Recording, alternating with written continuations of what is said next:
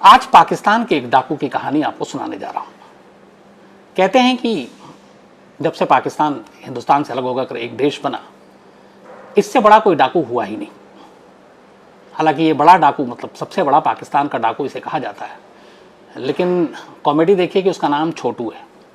तो पाकिस्तान का सबसे बड़ा डाकू छोटू, ये वो डाकू है जिसने करीब 20 साल तक पाकिस्तान की नाक में दम करके रखा।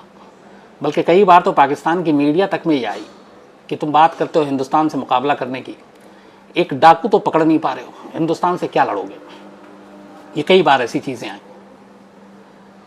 ये वो डाकू पाकिस्तान का जिसको पकड़ने के लिए सैकड़ों पुलिस वालों ने सालों मेहनत की, कोई फायदा नहीं हुआ। ये वो डाकू पाकिस्तान का आखिर में जिसको पकड़ने के लिए या मारने के लिए पाकिस्तानी सेना को भेजना पड़ा। ऑपरेशन चला, वो भी 24 दिनों तक। 24 दिनों में आसमान में हेलीकॉप्टर, नीचे ज़मीन पर आर्मी के लोग, रेंजर्स, उनकी हेल्प करने के लिए पुलिस, करीब 3000 से ज़्यादा सेना और रेंजर्स के लोग, और उसमें उसके अलावा पुलिस। तो आप अंदाज़ा लगा सकते हैं कि इसका दबदबा या ये कैसा शख्स होगा। कहानी पाकिस्तान के सबसे जो संपन्न राज्य है, जिसको सबसे अमीर स्टेट भी कहते हैं, वहाँ पे सबसे ज़्यादा पैसा, सबसे ज़्यादा सब कुछ है, और पॉलिटिकल पावर के हिसाब से भी पंजाब। तो पाकिस्तान के पंजाब की कहानी है। पाकिस्तान का ये जो पंजाब प्रांत है, राज्य है, ये सबसे घनी आबादी वाला राज्य है पाकिस्तान का। पैसों के मामले में भी काफ़ी ताकतवर है। नवाज शरीफ और उनके भाई शहबाज शरीफ यही पाकिस्तान इसी पंजाब से आते हैं। शहबाज शरीफ तो इस पाकिस्तान के पंजाब प्रांत के मुख्यमंत्री भी रहे, वजीर आला। तो ये पंजाब की कहानी है पाकिस्तान के। इसी पंजाब में एक जगह है राजनपुर, और राजनपुर के साथ है रहीम यार खान, आपने नाम सुना होगा। तो राजनपुर और रहीम यार खान की खासियत यह कि इन दोनों के बीच में बेहद घना जंगल है, और उस जंगल के बीच में एक आइलैंड है, एक टापू है, चारों तरफ पानी है। करीब 40 किलोमीटर के दायरे में ये टापू फैला हुआ है। कहते हैं ये टापू अंग्रेज़ों के ज़माने से, जब अंग्रेज़ों का कब्जा था पूरे हिंदुस्तान पर, तब तो पाकिस्तान बना नहीं था, तो जितने उस वक्त क्रांतिकारी थे या बागी थे, वो इस टापू पर आकर छुप जाते थे। इस टापू पे छुपने की एक वजह ये थी कि यहाँ तक पहुँचना दुश्मनों का बड़ा मुश्किल था, और घना जंगल, दूर से भी कोई आ रहा है तो आपको पता चल जाए। तो ऐसे में ये एक बेहतरीन और महफूज ठिकाना हुआ करता था अंग्रेज़ों के ज़माने से। बाद में फिर पाकिस्तान एक अलग देश बन गया, सब कुछ बदली, लेकिन इस टापू की तकदीर और तस्वीर नहीं बदली। इस टापू में भी तब भी क्रांतिकारी तो चले गए, अब क्रिमिनलों का बसेरा शुरू हो गया। जो समाज के दुश्मन थे, जो चोर उचक्के क्रिमिनल, कानून से भागे हुए, उन लोगों ने इन टापुओं पर अपना एक तरह से ठिकाना बनाना शुरू कर दिया। इस राजनपुर और रहीम यार खान के बीच के जंगल के इर्द गिर्द बहुत सारे कबायली लोग भी रहते थे, जो अलग अलग कबीले से ताल्लुक़ रखते थे। उन कबीलों में से बहुत सारे ऐसे कबीले के भी लोग थे जिनका क्राइम और क्रिमिनल बैकग्राउंड था। तो अगर पुलिस या बाकी चीज़ें आती तो इन कबीलों को भी आपको सामना करना पड़ता। तो एक तरह से बड़ा मुश्किल था। जैसे अपने देश का चंबल ही है, चंबल में बहुत टाइम तक ऑपरेशन चलता। उसकी वजह ये है कि चंबल के टीले जो हैं वो ऊपर नीचे हैं, जो डाकू हमेशा ऊपर की तरफ रहते हैं। तो अगर पुलिस आती है वहाँ पे तो नीचे से आती है, और वो दूर से ही बैठकर किसी टीले से देख लेते हैं। और वहाँ पे चूँकि घोड़े चल नहीं सकते, गाड़ियाँ चल नहीं सकती, तो आपको पैदल ही चलना है, तो बड़ा मुश्किल होता है। इसीलिए चंबल में लंबे लंबे वक्त तक डाकुओं ने सर्वाइव किया। लगभग यही हालात और यही तस्वीर इस टापू की थी, पाकिस्तान के इस पंजाब प्रांत के टापू की, जो राजनपुर का था। तो यहाँ अलग अलग वक्त में अलग अलग सारे गैंग जो हैं वो काम करते थे। 80s 90s की बात है। इस टापू पे एक डाकू का राज हुआ करता था। उसका नाम था बाबा लवांग। बाबा लवांग की बड़ी इज्जत हुआ करती थी, इसलिए कि बाबा लवांग था डाकू, लेकिन उसके कुछ अपने उसूल आदर्श थे। सेम जैसे अपने चंबल में आप ले लीजिए डाकू मान सिंह। तो बहुत सारी चीज़ें हैं कि डाकू मान सिंह को बहुत सारे लोग देवता भी मानते थे। तो वहाँ बाबा लवांग का उस वक्त सबसे बड़ा डाकुओं का सरदार हुआ करता था। 1988 की बात है। पंजाब प्रांत में ही एक जगह है काशमोर। तो काशमोर में एक किसान का परिवार रहता था। उनके पास करीब 12 एकड़ ज़मीन थी, खेतीबाड़ी थी, मजदूरी करते थे, किसानी करते थे, पर गुजर बसर हो रहा था। इस किसान के 3 बेटे थे। उनमें से एक बेटे का नाम था गुलाम रसूल। 1988 में गुलाम रसूल की उम्र करीब 13 साल थी। एक रोज़ पुलिस गांव में आती है और गुलाम रसूल के बड़े भाई को चोरी के इल्ज़ाम में पकड़कर जेल ले जाती है। अब बड़े भाई के जेल जाने के बाद गुलाम रसूल के वालिद और बाकी भाइयों को डर लगता है कि पुलिस उन्हें भी अंदर कर देगी, इसलिए वो अपना घर छोड़कर भाग जाते हैं। अब इधर उधर दर बर भटक रहे हैं पुलिस से बचने के लिए। 13 साल की उम्र में ही गुलाम रसूल अपने बाप के साथ भागकर गांव छोड़ देता है और एक ढाबे में काम करने लगता है, ढाबे में खाना पीना वेटर की तरह। और ये ढाबा खासतौर पर जो ट्रक ड्राइवर होते हैं हाईवे के किनारे था, तो ट्रक ड्राइवर जितने थे वो लोग खाना खाते थे और गुलाम रसूल वहीं पे ढाबे पे नौकरी करने लगा। कुछ वक्त के बाद जो गांव के लोग थे उन्हें पता चल गया कि गुलाम रसूल इस ढाबे में काम कर रहा है। उन्होंने एक साजिश रची, पुलिस को पैसे दिए और गुलाम रसूल की खबर दी और साथ में ये भी बताया कि इसने कोई चोरी की है, उसी चोरी में जिसमें इसके भाई का हाथ था। अब 13 साल की उम्र थी, छोटा बच्चा था, बेकसूर था, लेकिन वहाँ की भी पुलिस जैसे अपनी चंबल और वहाँ के डाकू की कहानी है, तो वो भी वैसे ही करप्ट, रिश्वतखोर, भ्रष्टाचारी बहुत सारे जैसे हमारे यहाँ भी हैं। तो पुलिस वालों ने पैसे लिए और करीब 14-15 साल की उम्र के एक बच्चे को, गुलाम रसूल को, उठाकर जेल ले गए। हालांकि उस वक्त उन्होंने 2-3 और को गिरफ्तार किया। गुलाम रसूल की नज़रों के सामने उन पुलिस वालों ने उससे पैसे लिए और उसको उन्होंने छोड़ दिया। गुलाम रसूल के पास इतने पैसे थे नहीं, वो पुलिस वाले को दे नहीं पाया, लिहाजा पुलिस उसे पकड़ कर ले गई और जेल में डाल दिया। करीब 2-3 साल बीत जाते हैं। 2-3 साल के बाद गुलाम रसूल जेल से बाहर आता है। वो बालिग हो चुका, 18 साल का हो चुका होता है। वो अपने गाँव का रुख करता है। वहाँ पहुँचता तो देखता है कि उसके कुछ रिश्तेदार और वो दुश्मन जिन्होंने उसके पहले भाई को फंसाया था, उस 12 एकड़ ज़मीन पर कब्जा कर लिया है। अब 12 एकड़ ज़मीन दुश्मनों और रिश्तेदारों ने हड़प लिया। जिंदगी जीने का कोई जरिया नहीं, मन में गुस्सा कि पूरा परिवार बिखर गया। बड़े भाई को चोरी के इल्ज़ाम में भेजा, उसे खुद चोरी के इल्ज़ाम में भेजा, बदला लेना चाहता था, क्या करे। तभी उसे पता चला कि एक राजनपुर जगह है, वहाँ पे एक डाकू है, बाबा लवांग उस वक्त नाम था, वैसे ही जैसे अपने यहाँ शोले के बाद गब्बर सिंह बच्चे बच्चे की जुबान पे था, तो बाबा लवांग का नाम भी कुछ वैसे ही था।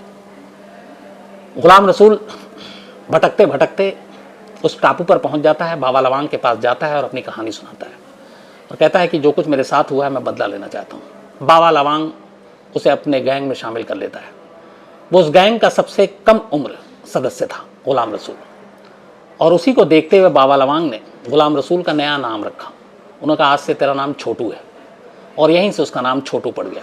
इसके बाद वो बाबा लवांग के लिए काम करने लगा, डाका डालना, उनका भी काम वही सी था, पकड़वा जैसे चंबल का था, किडनैपिंग, ये सारी चीज़ें। और जब जब पुलिस आती पकड़ने के लिए, पुलिस के साथ मुठभेड़ होता, पुलिस वाले कई बार मारे जाते। तो इसी के बाद एक ऑपरेशन में बाबा लवांग की मौत हो गई। इस दौरान में जितने दिन गैंग में छोटू रहा, उसने दिखाया कि उसके अंदर बहुत कुछ करना है दुश्मनों से बदला लेने के लिए, और फिर उसने अपने दुश्मन से बदले भी लिए। बाबा लवांग के बाद अब गैंग की कमान छोटू के हाथ में सौंप दी गई। अब छोटू नया सरदार बन गया। इसके बाद उसने अपने जुल्म से पुलिस वालों पे हमला करके, किडनैपिंग करके धीरे धीरे एक नाम बनाया जुर्म की दुनिया में। फिर एक वक्त ऐसा आया जब इस राजनपुर के टापू से बाहर निकलकर पूरे पाकिस्तान में छोटू गैंग और डाकू छोटू का नाम मशहूर होने लगा। ख़ासतौर पर 2004 में छोटू गैंग ने, पाकिस्तान का अक्सर चीन के साथ आपको पता है रिश्ते अच्छे हैं, बहुत सारा वहाँ इन्वेस्टमेंट करता है चीन, तो सिंधु नदी के किनारे एक हाईवे बन रहा था और ये चीन की मदद से बन रहा था। छोटू गैंग के लोगों ने और ये जो पूरा टापू है ये सिंधु नदी के किनारे है। छोटू गैंग के लोगों ने 12 चीनी इंजीनियरों को किडनैप कर लिया। अब चीनी इंजीनियर 12 छोटू गैंग के हाथ चढ़ गए, सरकार की हालत ख़राब हो गई, उधर चीन का प्रेशर था। कहते हैं उस वक्त बड़ी ज़बरदस्त सौदेबाजी हुई। छोटू गैंग के बहुत सारे लोग जो पकड़े गए थे, जेल में थे, उनको छोड़ा गया, उसके बदले में पैसे दिए गए और तब जाकर इन 12 चीनियों को छोड़ा गया। इससे छोटू गैंग का कद और बढ़ा और धीरे धीरे उसके नाम बढ़ते गए। पाकिस्तान सरकार ने 20 लाख रुपए, पाकिस्तान में किसी और क्रिमिनल या किसी डाकू के ऊपर इतना इनाम नहीं रखा था उस वक्त, 20 लाख रुपए छोटू सरदार, छोटू डाकू के सर पर इनाम रखा कि जो भी उसकी खबर देगा उसको ये इनाम मिलेगा। धीरे धीरे छोटू के कारनामे बढ़ते जा रहे थे। किडनैपिंग बड़े बड़े बिजनेसमैन की, बड़े बड़े लोगों की, इवन पुलिस वालों की, इन सबको उठा कर वो टापू पे ले आता। फिर सौदेबाजी होती और जब पैसे मिल जाते तब वो उन्हें छोड़ता। वक्त बीतने के साथ कहते हैं कि डाकू छोटू के गिरोह में करीब 300 लोग जुड़ चुके थे। इतना ही नहीं, इसके गैंग में जो लोग जुड़े और जो हथियार, इनके पास ऐसे ऐसे हथियार थे जो वहाँ पुलिस के पास नहीं थे। कई बार पुलिस ने ऑपरेशन चलाया, 2015 में चलाया, 2014 में चलाया, 13 दिनों तक ऑपरेशन चला, लेकिन पुलिस वाले मारे गए, छोटू का कुछ नहीं हुआ। उसकी वजह ये थी कि पुलिस वालों के पास न ढंग के नाव थे बोट जिससे जा सके टापू तक, न उनके पास ऑटोमेटिक वेपन थे। जबकि दूसरी तरफ छोटू गैंग के पास टैंक तक को मारने वाले मिसाइल, चॉपर को गिराने वाले एंटी वो जो एयर वो होता है वो, ये सारे हथियार, एक से एक हथियार, और इसी हथियार के दम पर छोटू गैंग हमेशा पुलिस वालों को नीचा दिखाता। सब कुछ चलता रहा। करीब 100 से ज़्यादा कत्ल, किडनैपिंग, ये सारे मामले एक एक कर उसके ऊपर दर्ज होते रहे। इनाम की रकम बढ़ती रही, लेकिन तमाम कोशिशों के बावजूद पंजाब पुलिस जो पाकिस्तान का है छोटू गैंग तक पहुंच नहीं पाया। और पूरा परिवार छोटू गैंग के डाकुओं का और तमाम लोगों का वो उसी टापू के इर्द गिर्द, पुलिस का पहुंचना नामुमकिन, और कद बढ़ता रहा। कई बार मीडिया को बुला बुला कर इंटरव्यू दिया छोटू गैंग ने, और उसने कहा कि वो पुलिस के सामने तो कभी सरेंडर करेगी नहीं, उसकी नज़र में पाकिस्तान पुलिस की कोई औकात या हैसियत भी नहीं है। तो ये सारी चीज़ें चल रही थी। अचानक 2016 के अप्रैल महीने में चीज़ें बदल जाती हैं। 2016 अप्रैल का फर्स्ट वीक, पंजाब पुलिस इससे पहले 2014 और 15 में छोटू डाकू के खिलाफ 2 बार ऑपरेशन चलाई, जिसमें कई पुलिस वाले मारे भी गए थे, लेकिन ऑपरेशन सक्सेसफुल हुआ नहीं, उनको वापस भागना पड़ा। 2016 में फिर से पंजाब पुलिस ने कोशिश की कि एक और ऑपरेशन चलाते हैं, छोटू गैंग को पकड़ते हैं। पंजाब पुलिस इस सिंधु नदी के किनारे इस टापू पर राजनपुर के जंगलों में दाखिल होती है। डाकू छोटू को ये जानकारी पहले से मिल जाती है मुखबिरों से। इसके बाद वो एक जगह पे इन चारों जो पुलिस वाले थे उनको चारों तरफ से घेर लेते हैं। 24 पुलिस वाले अब छोटू डाकू के कब्जे में थे। 24 पुलिस वालों को वो किडनैप कर लेता है। जैसे ही इन 24 पुलिस वालों की किडनैपिंग की खबर आती है, अगले दिन पाकिस्तान की मीडिया में हड़कंप मच जाता है। ये पाकिस्तान के इतिहास में पहली बार था कि किसी डाकू ने पाकिस्तान के 24 पुलिस वालों को बंधक बना रखा है। अब इसके बाद हाथ पैर फूले, छोटू डाकू से सौदेबाजी की कोशिश हुई। इधर छोटू डाकू ने शर्तें रखी कि उसके बहुत सारे लोग अलग अलग जेलों में, उनको छोड़ा जाए। शुरू में बात बनी नहीं, उसने 6 पुलिस वालों को मार डाला। 6 पुलिस वालों को मारने के बाद एक पुलिस के सीनियर अफसर, अब उसको डिप्यूट किया जाता है छोटू डाकू से बात करके समझौता करने की। ये ऑडियो है, पाकिस्तान के हर न्यूज़ चैनल पे चला। ये बातचीत रिकॉर्ड हुई डाकू छोटू की और उस पुलिस अफसर की। वो उसमें कह रहा है कि देखो, हम पुलिस वाला अमन और शांति के साथ, अमन के साथ बैठ के बात करते हैं, आप हमारे पुलिस वालों को छोड़ दो। वो कहता है कि हमने तुम्हारे 6 पुलिस वालों को मार दिया है और हम नहीं छोड़ेंगे। तो वो कहता है कि चलो, जिनको तुमने मारा है और जो जख्मी हैं, तुम उन्हीं की लाशें और उन घायलों को हमारे हवाले कर दो। छोटू डाकू कहता है कि हमारे भी परिवार के बहुत सारे लोगों को तुमने मारा, कभी उनकी लाशों के बारे में सोचा, तुमने लौटाया? हमारे भी बहुत सारे घायल थे, उनके जख्मों पे तुमने नमक छिड़ा, उनका इलाज किया ढंग से, तो मैं क्यों दूं ये लाशें और घायलों को? इस पूरी बातचीत होती है और वो कहता है कि अगर हमारी शर्तें नहीं मानी, ये ऑपरेशन नहीं रोका, पीछे नहीं हटे, तो बाकी के 24 के 24 पुलिस वालों को मार डालेंगे। और सरेंडर के लिए तो वो कहीं से तैयार ही नहीं था। अब ये ऑडियो आने के बाद मीडिया में बड़ी पुलिस की भी फजीहत हुई, और वहीं से ये बात शुरू हुई कि एक डाकू से आप निपट नहीं सकते, तो फिर आप हिंदुस्तान से लड़ने की बात कैसे कर रहे हो? बात इज्जत की थी, प्रधानमंत्री तक गई, नवाज शरीफ तक ये बात पहुंची, और 24 पुलिस वालों की थी। उनके पुलिस वालों के जो परिवार वाले थे वो गुस्से में थे। पाकिस्तानी नेताओं, सरकार के खिलाफ उनका गुस्सा भड़क रहा था। मीडिया में लगातार निगेटिव स्टोरी चल रही थी कि इतनी बेबस है पुलिस कि एक डाकू को इतने सालों से पकड़ नहीं पा रही है। आखिरकार अपनी नाक बचाने के लिए पाकिस्तान सरकार ने फैसला किया कि छोटू डाकू को पकड़ने के लिए आर्मी का इस्तेमाल किया जाएगा। एक ऑपरेशन जिसका नाम रखा गया ज़रबे आहान। ज़रबे आहान नाम के इस ऑपरेशन को चलाया गया, और यह तय हुआ कि इस टापू पर जो सिंध नदी के किनारे है, छोटू डाकू और उसके गैंग के सफाई के लिए या उसके सरेंडर कराने के लिए और उन 24 पुलिस वालों को जिंदा वापस लाने के लिए मिलिट्री ऑपरेशन होगी। पाकिस्तानी मिलिट्री के चॉपर अब जंगलों के ऊपर उड़ रहे थे। अप्रैल फर्स्ट वीक में यह ऑपरेशन शुरू हुआ, करीब 21 दिन तक चला था। इस 21 दिन के ऑपरेशन में कई छोटू गैंग के लोग भी मारे गए। इस ऑपरेशन में करीब 1500 से 2000 के करीब पाकिस्तानी आर्मी के लोग थे, 300 करीब उनके रेंजर्स थे, और 1600 पाकिस्तानी पुलिस के, चूंकि उनको उस इलाके के बारे में ज़्यादा जानकारी थी तो वो लोग शामिल थे। 21 दिनों तक ये ऑपरेशन चला। पाकिस्तानी आर्मी ने फिर बार बार अनाउंस किया और कहा गुलाम रसूल यानी कि डाकू छोटू अपने गैंग मेंबर के साथ सरेंडर कर दो और वरना फिर सारे मारे जाओगे और उन 24 पुलिस वालों को हमारे हवाले कर दो जिनको तुमने बंधक बना रखा है। 20 दिन तक लड़ाई चलती रही, कोई सरेंडर नहीं, कुछ नहीं। 20वें दिन पहली बार छोटू डाकू ने एक शर्त रखी। उसने कहा कि हमें और हमारे गैंग के कुछ खास लोगों को यहाँ से दुबई जाने की आप इजाज़त दे दो, हम 24 पुलिस वालों को छोड़ देंगे। और इन 24 पुलिस वालों के अलावा करीब दर्जन भर से ज़्यादा लोग वो थे जो बड़े बड़े बिजनेसमैन और दूसरे पेशे से थे, जिनका किडनैप करके उस टापू पर उन्होंने रखा हुआ था, जो उनकी इनकम का मेन जरिया हुआ करता था। तो दुबई की शर्त रखी। पाकिस्तानी आर्मी ने इस शर्त को मानने से इनकार कर दिया। 21 दिन के बाद 24 अप्रैल 2016 को पाकिस्तानी आर्मी ने आखिरी अल्टीमेटम दिया कि अगर सरेंडर नहीं करोगे तो हम ऑपरेशन शुरू करेंगे, हम आसमान से भी बम गिराएंगे, ज़मीन पे भी हमारे लोग हैं, और फिर लड़ाई में जो भी हो। कहते हैं कि फिर छोटू डाकू को उसके गैंग के मेंबर ने समझाया। फिर उसने कहा कि ठीक है, हम पाकिस्तानी पुलिस के तो सामने सरेंडर नहीं करेंगे, पाकिस्तानी आर्मी की हम रिस्पेक्ट करते हैं, इसलिए हम सरेंडर करेंगे।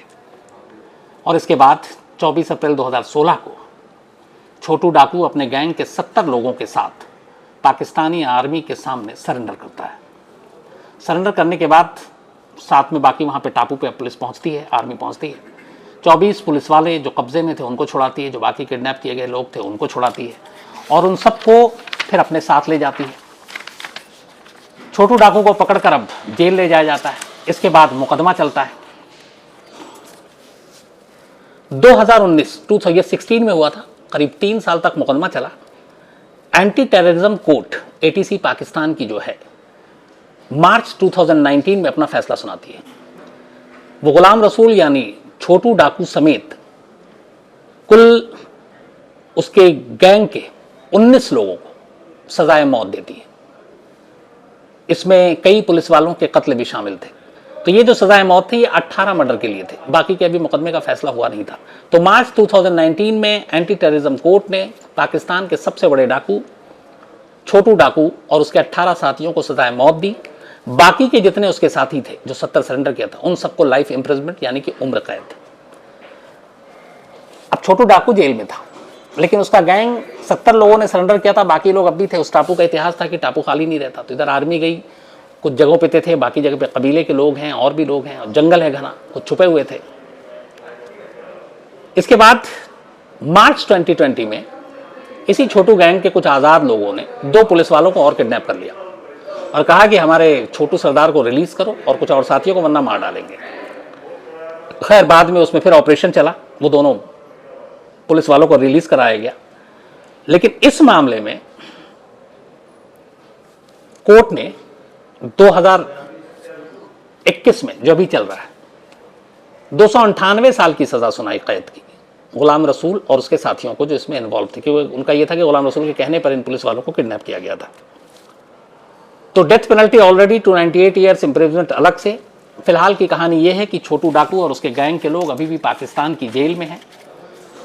फांसी की सजा हो चुकी है, लेकिन उनके पास अभी राइट्स बचे हुए हैं, क्योंकि एंटी टेररिज्म कोर्ट ने सुना है। इसके बाद उनके पास सुप्रीम कोर्ट का भी राइट है। तो पाकिस्तान के सबसे बड़े डाकू का अंजाम आगे क्या होगा ये अभी क्लियर नहीं है, लेकिन पाकिस्तान के इतिहास में कहते हैं छोटू डाकू से बड़ा कोई डाकू हुआ ही नहीं, जिससे पुलिस तक खौफ खाती थी, जंगल में जाने की उनकी हिम्मत नहीं होती थी। लेकिन फिलहाल वो अपने किए की सजा भुगत रहा है जेल के अंदर और इंतजार कर रहा है बाकी की कानूनी लड़ाई को।